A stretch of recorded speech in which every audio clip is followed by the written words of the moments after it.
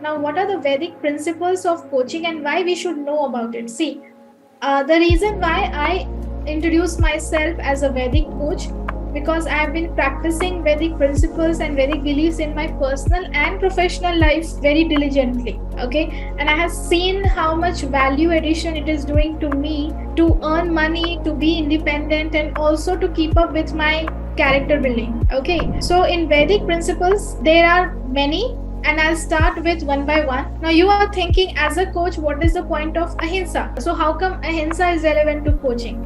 Now, see, in front of you is mentioned very clearly that this principle means non-violence both in thought and action. It is important for coaches to be non-judgmental and to create a safe space for their clients to explore their thoughts and feelings. Now, how will you make your clients or prospective clients that you are a non-judgmental person? So I'll just add one word here: coach's avatar. And this is very, very important. Very, very important. This is number one thing. So when they look at you, when they see at your picture, or when they look at you talking in a video, they start feeling that yes, this person is completely non-judgmental. Maybe smiling all the time, not all the time, but Yes. it's while welcoming. Yes, a smile is very, very important as a coach. So you have to appear wearing a smile. Your clothing should not be too loud. So you should opt for like light colors. Okay.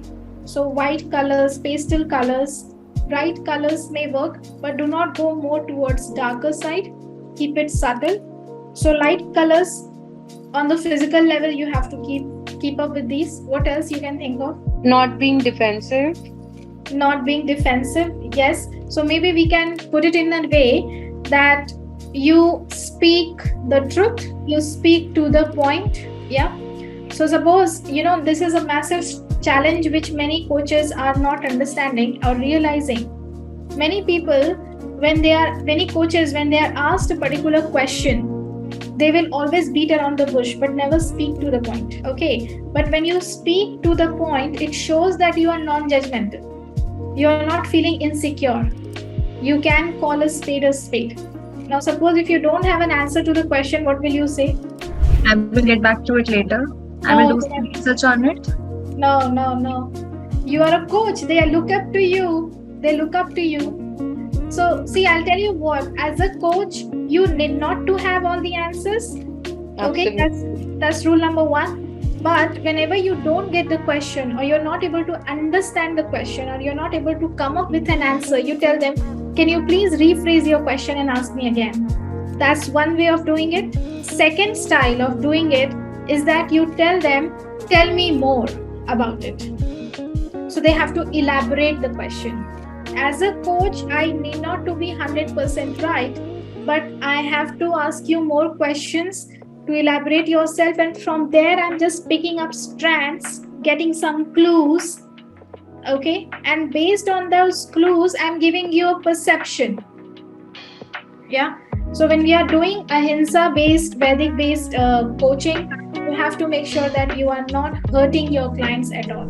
Your avatar as a coach, or as a counselor, or as a content creator, see, mindfulness is very, very important. So your next avatar accessory has to be your personal mindfulness. Okay, now what do I mean here with personal mindfulness? Simply, I'm trying to tell you is that आंधी आए, तूफान आए, बारिश आए, चांदनी रात आए, new moon day आए, any kind of thing happen, you do not miss on your twin heart meditation or any other meditation per se. You have to do your twin heart meditation for your own cleansing, for your own development of spiritual growth. Okay, so no matter what, you do not stop your salt water bath, you do not stop with your twin heart meditation. Just by listening to it, also you are doing the subconscious mind healing and energy building, which is important.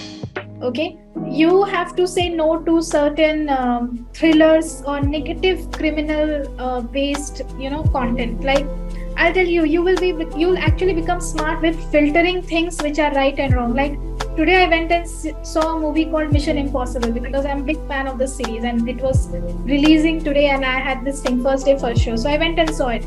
But that movie is very clean. in terms of, they do show crime, but they show it in a very clean way. So that is something which will not affect you or make you feel nervous. Okay. But when you're seeing a lot of unclean movie, abusing words, a lot of this content, you are basically going through a lot of pain in your emotional and mental body. So you are not being practicing ahimsa here. Okay.